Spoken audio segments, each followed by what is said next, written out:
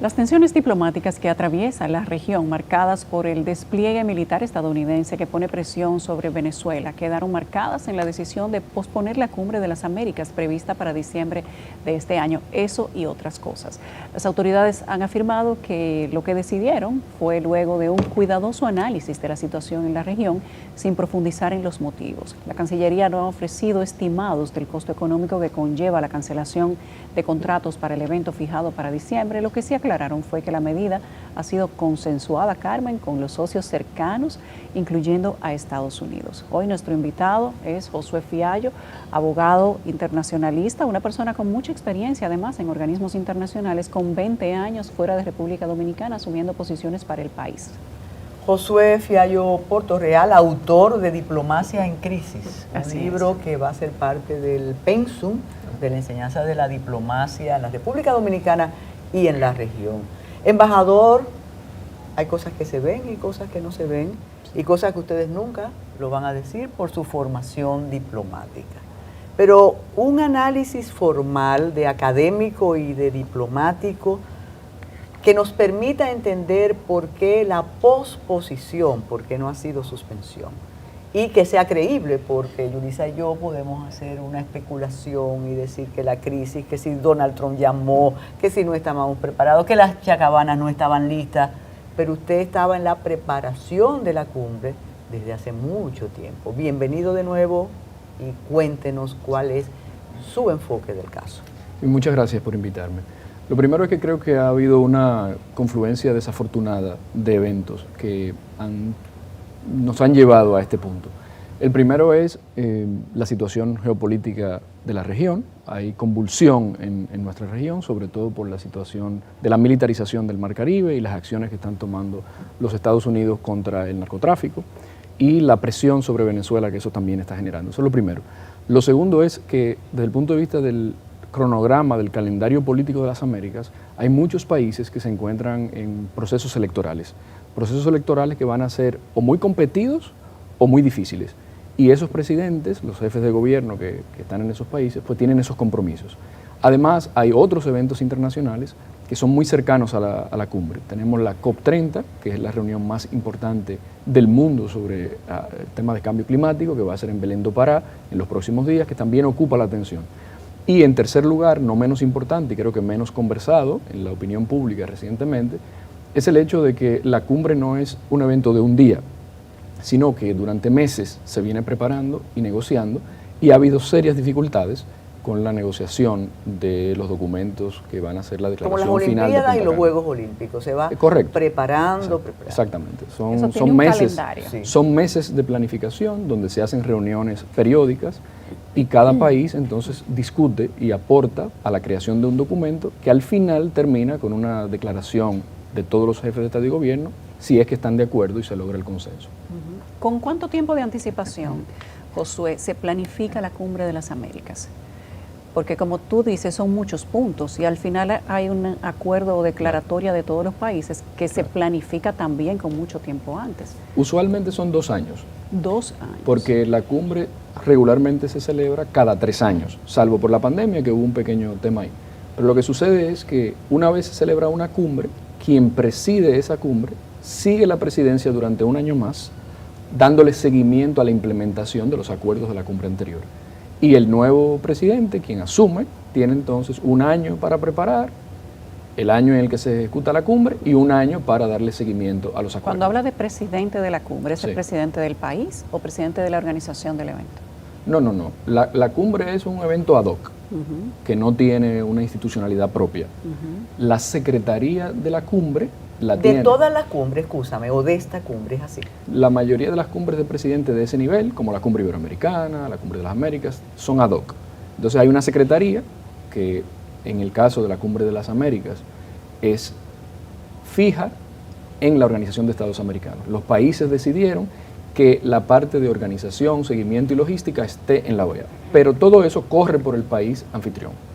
Cuando se habla de esos preparativos, y lo sabemos quienes hemos estado en órganos autónomos y demás, siempre hay un documento a analizar previo, un documento a firmar. Sí. ¿Eso pasa por las distintas cancillerías o hay otros ministerios involucrados y siempre la figura del presidente, del jefe de Estado? ¿Qué tan al tanto de todos de esas diligencias está el presidente de la República? Sí, lo que se hace es que quien va a dirigir la cumbre, el que preside, el país anfitrión, presenta una nota conceptual sobre cuáles son los temas que le interesa que se debatan en la cumbre. Y eso se presentó en diciembre del año pasado, en un evento que hubo en Punta Cana para conmemorar el 30 aniversario de la Cumbre de las Américas.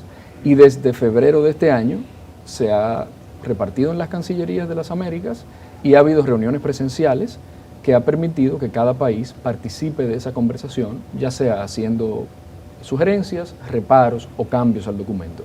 Eso es a nivel de la Cancillería. Como son temas que tienen competencias técnicas también, no es solamente político, evidentemente que cada país tiene dentro de su organización, dentro de su institucionalidad, aportes de diversos ministerios. En este caso, el tema que ha escogido República Dominicana tiene que ver con seguridad, entonces en los diversos ámbitos de la seguridad hídrica, energética, alimentaria y de seguridad ciudadana. Entonces, de acuerdo a la competencia de cada ministerio, aportan. ¿Cómo llega eso arriba? Entonces, a medida que las conversaciones van avanzando y surgen diferencias o surgen acuerdos, eso se va informando al nivel político superior para cuando hay que tomar una decisión de definir donde hay tranques, entonces ellos participen. Usualmente los jefes de Estado no se involucran en eso y se enteran al final, o sea, eso no... Con el rigor que le caracteriza y sé la reacción cuando se cometen errores en los medios de comunicación, conozco esa manera suya, me imagino su preocupación cuando seguimos confundiendo quién es anfitrión de la cumbre, claro. Si esto es un dictado de la OEA o un dictado del gobierno de los Estados Unidos, y cuál es el papel realmente de la República Dominicana. ¿Usted puede escindir esos tres elementos? Sí, vamos a aclararlo primero. La cumbre pasa de país a país de manera autónoma. No hay un dueño y un delegado. ¿Cómo se decide? Se hace por consenso. Cuando termina una cumbre, al final de una cumbre, los países que tienen interés de ser sede lo manifiestan entre los colegas y se da una conversación para llegar a un consenso. Entonces, se da el consenso, los países están de acuerdo y se anuncia al final de la cumbre quién va a ser la próxima de acuerdo a ese consenso que se logre. Eso es lo primero. Lo segundo es que la OEA no juega ningún papel político sustantivo en el proceso de la cumbre. ¿Así de absoluto? Así de absoluto. De hecho, es tan así que en Los Ángeles ni siquiera había un asiento para el secretario general en la cumbre, en las negociaciones y demás. Solamente fungen como rol administrativo y de gestión para coordinar, para convocar y para hacer secretaría, que es la redacción y el seguimiento de los documentos. ¿Y los Estados Unidos? Bien, es otro país. Se ha dicho en República Dominicana, Josué, que Estados Unidos es el dueño de la cumbre y que decide quiénes son los invitados. En el caso nuestro, hay 3 países que no se han invitado o se desinvitaron o quizá no se invitaron nunca, pero cuando se ha preguntado por qué no invitarlos, por qué algunas cosas, la respuesta ha sido Estados Unidos es el dueño de la Cumbre de las Américas y ellos deciden a quién se invita. Yo creo que eso es una gran confusión. Yo no sé de dónde viene eso. Lo he escuchado, me ha sorprendido, pero eso no tiene base. Yo sí le puedo decir que cuando escuché que no se iba a invitar a algunos países, entendí que se iban a sustentar en una decisión que se tomó en la Cumbre de Quebec en el año 2001, cuando los países incluyeron en la declaración final de la Cumbre de Quebec una cláusula donde decían que para participar en la Cumbre de las Américas de manera subsiguiente, tenían que configurarse en cada uno de nuestros países un sistema democrático legítimo que fuera reconocido por los demás. La terminología exacta no la recuerdo, pero era eso. Esa cláusula democrática que se incluyó en el 2001 dio pie a que luego se adoptara la Carta Democrática Interamericana. Yo pensé que ese era el argumento que se iba a dar, pero como usted dice, se ha venido tratando como de explicar desde una perspectiva de que Estados Unidos decidió que no viniera esta persona. No es así. Yo me quiero convencer, y basta y sobra que usted lo esté explicando, claro. Pero usted ha dañado la narrativa que tenemos en algunos medios. La ha enderezado, tal vez. Exacto, que no, que eso fue una disposición de los Estados Unidos, no me invite a esos 3 países. De otra manera que, como ellos tienen sus dificultades con la OEA, no podrían ser invitados. Entonces vamos a poner Otra opción, Josué Fiallo Portorreal.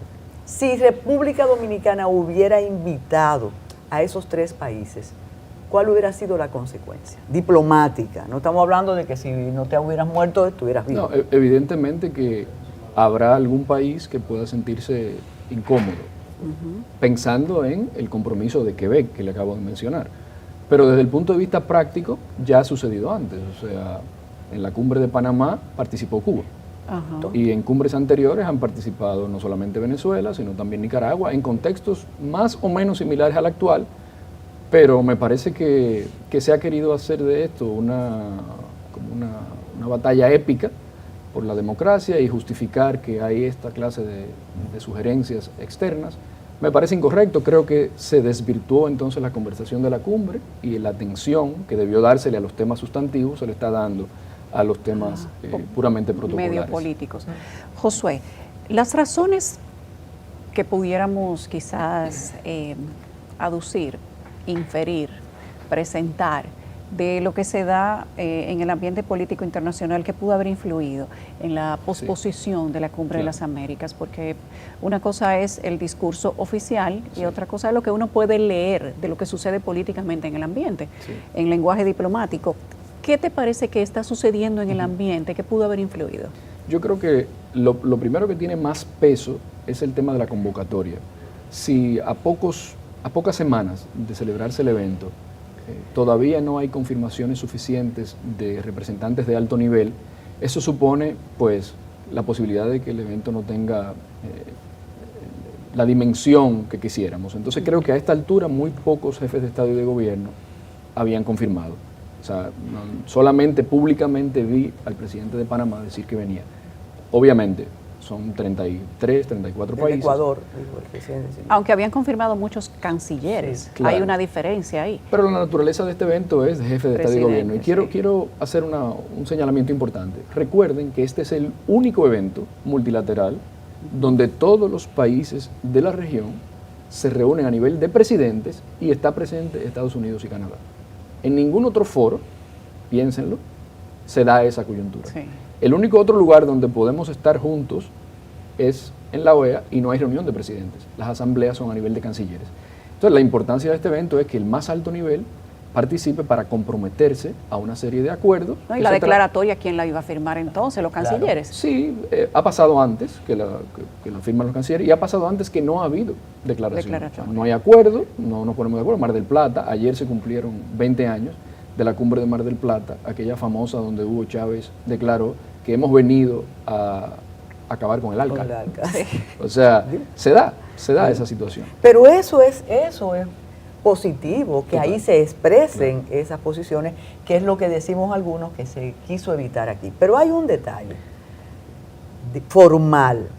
Si como usted dice, esto se estaba preparando con tanta antelación como es de procedimiento, ¿cuáles elementos variaron para la posposición? Si se tenía claro que tenemos coyunturas variables y que eso podía ir independientemente de cualquier acontecimiento. Y en segundo lugar, podía celebrarse porque algunos detractores de estas cumbres dicen que eso solo sirve para la foto, para exhibir el cigarro, el ron y la chacabana. Entonces no era tan importante. Vamos para Punta Cana y que no firmen los que no tienen que firmar. Mire, yo no sé realmente cuál fue el detonante final, porque no estaba ahí, no he participado. Puedo especular.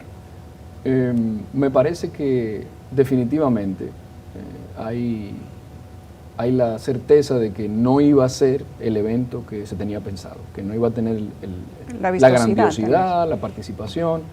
Segundo, creo que independientemente de eso, hay muchas de esas cosas que hemos conversado que eran previsibles. O sea, me parece que ha habido un tema de retrasar una decisión durante mucho tiempo. Yo escribí hace unos 10 días sobre esto y el título de lo que yo escribí, del artículo que escribí, se llama Yo también estaría preocupado, porque se veía en el ambiente ya un repliegue de algunos de los actores principales que no estaban participando de manera activa. Se veían las elecciones que estaban en proceso de desarrollarse, o sea, lo que va a suceder en Chile con una primera vuelta dentro de unos días, que está muy Colombia. competido y probablemente el presidente Boric no pueda venir. Lo que está sucediendo en Ecuador, que un referendo para modificar la Constitución, Perú. lo que acaba de suceder en Bolivia, Sí. Perú con un cambio de presidente, Honduras tiene elección el día 30, ahí no hay segunda vuelta, Brasil. pero hay una competición muy, muy cercana.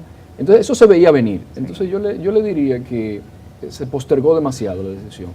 Y creo que, como usted dice, era una oportunidad, independientemente de todo eso, para que se sentara en la mesa todo el mundo y expresara sus opiniones, y en las diferencias surge la luz también a veces. Y creo que hay sectores y grupos que pueden tener el interés de que haya una conversación puramente hegemónica. Y creo que hay alguien que está pensando hacia futuro desde esa perspectiva, y eso no nos ayuda, porque como país entiendo que decisiones como esta y de esta manera erosionan nuestra credibilidad ante la comunidad internacional, generan desconfianza, y a futuro va a ser difícil recuperar ese posicionamiento. Josué, el COP30 de Brasil y la presencia de Donald Trump en la Cumbre de las Américas, eso estaba confirmado, y la ausencia tal vez de Brasil como otro país que quizás no vendría. La COP30 se sabe desde el año pasado que Sí. iba a ser en este momento. La importancia y la trascendencia de esa cumbre, viniendo de la COP29 en Bakú, que fue relativamente desastrosa, hay muchas expectativas frente a esta cumbre. Y para Brasil, que es uno de los principales exponentes a nivel internacional de la defensa del medio ambiente y de la protección frente al cambio climático, era un evento que se podía ver. Sobre el presidente Trump, no tengo certeza oficial de cuál es la posición, pero sí sé que en agosto, cuando se informó sobre la celebración de la Copa de Fútbol Mundial, que va a ser el año que viene en Estados Unidos, el presidente de la FIFA, el señor Infantino, fue a la oficina oval, y ahí tuvieron una rueda de prensa e informaron que la selección de los grupos para la participación en la Copa del Mundo iba a ser el 5 de diciembre en el Kennedy Center. Ay, ya, Tenemos ya. que hacer una... Si se sabía de antemano que el presidente Donald Trump no vendría a la Cumbre de las Américas, esto ya era una conversación, Josué, que digamos que más o menos se sabía en medios de comunicación, pero el punto focal era que se estaba a la espera de una respuesta. Eso era lo que se decía cuando los medios de comunicación preguntaban, ¿es cierto que no viene Trump? ¿Desde cuándo se sabía que no venía? No, yo no sé si no se sabía. Ok. O sea, yo eso no lo sé. Yo lo que puedo es especular a partir de las declaraciones que se dieron en agosto, cuando el mismo presidente Trump conversaba con el presidente de la FIFA sobre la Copa del Mundo del año 2026. Ahora bien, yo lanzo esta pregunta. O sea, venir a Punta Cana a un evento donde hay gran polarización, pocos acuerdos, con un ámbito bastante reducido, o quedarse en Washington para proyectar una imagen de triunfo, de satisfacción por un evento deportivo, global, sí, que no genera ningún tipo de polarización. Yo creo que políticamente era evidente que la elección estaba clara, o sea, desde ese punto de vista. Entonces yo entiendo que se pudo haber ajustado quizá la fecha para O sea esas que cosas. tal vez el punto estuvo en la fecha solamente. No, yo creo que también hay situaciones de fondo, o sea, con el ¿Cómo ambiente. cuáles? Pero podían preparar una pantalla gigante en Punta Cana y No, él veía su juego, ¿no? Me parece Bueno, que, pero las elecciones, eso me es como la parece- temporada ciclónica. me parece Josué. que la invitación no se sabía que iba a estar el despliegue militar en el Caribe, por ejemplo. Entonces, ese despliegue militar ha generado también reacciones políticas en la Tensiones. región. O sea, el Caribe, además de los temas sustantivos que ya ellos vienen discutiendo hace tiempo, de cambio climático, desastres, demás, eso no genera mucho agrado. Entonces, venir a un escenario con ese ambiente quizá no era muy satisfactorio, a menos que se preparara una estrategia para contener el efecto de eso. Tantas cosas están cambiando en tan poco tiempo, en el Sí. aspecto internacional, que se me ocurre preguntarle, ¿piensa que la ONU, como organismo histórico, está en un momento de crisis y que necesita reinventarse, aunque parezca claro. un irrespeto absoluto a la ONU, ¿no? Sí, claro, o sea, no hay duda. Yo creo que hay un consenso prácticamente generalizado, tanto a nivel académico como a nivel de la clase política y gubernamental, de que la ONU ha venido creciendo de una manera que no le permite satisfacer las expectativas para las que fue creada. Eso es sin duda. Por un lado, la diversificación de los mandatos de manera ad infinitum y la limitación de recursos económicos para poder responder. Eso es lo primero. Lo segundo es que las razones y motivos que dieron razón a la creación de Naciones Unidas, en un mundo que se volvió bipolar, ahora donde no hay un esquema hegemónico, la cosa se rompe. Entonces digamos que se ha roto el esquema internacional hegemónico que veníamos teniendo. El secretario general de Naciones Unidas, Guterres, ha lanzado una iniciativa, UN80, para preventivamente anunciar que va a hacer recortes importantes, que va a fusionar, que va a trabajar para hacer la organización mucho más eficiente y efectiva. Y me parece que al final son organismos que son necesarios, imprescindibles para el desarrollo de la humanidad, porque hay demasiados temas que no se pueden resolver de manera individual, que necesitamos tener a todos los países sentados, conversando y poniéndose de acuerdo. El multilateralismo hoy es tan importante como ayer. Ahora, cómo se implementa y cómo desarrollamos esas políticas desde el punto de vista multilateral, lo que está cambiando. Ahí es que estamos ahora, en esa inflexión. Me parece que, sin duda alguna, no se puede postergar más. Las Naciones Unidas tienen que reformarse para ser más efectivas, más eficientes, más conectadas con las necesidades de la gente del mundo. Es así. No quiero que te vayas, Josué. Te vamos a robar 30 segundos. A Erika te va también. a despachar. Sin que nos comentes qué opinión tienes sobre el reciente triunfo del señor Mandame en Nueva York, el nuevo alcalde de Nueva York, electo ya. Sí, bueno, ayer hubo varias elecciones en Estados Unidos y creo que la señal del electorado en esas demarcaciones fue apoyar al Partido Demócrata de una manera mayoritaria. Ese es el reflejo de un proceso de polarización política que lleva a ese país, donde los extremos están teniendo la mejor parte. Yo no sé al final del día cómo va a resultar eso. Yo viví en Nueva York muchos años y cómo emergen figuras que aprovechan todo este escenario para jugar al populismo y para tratar de concertar mayorías de una manera no ortodoxa, digamos. Muchísimas gracias, embajador. Muchísimo gusto Gracias a tenerlo por ustedes. aquí. Qué gusto.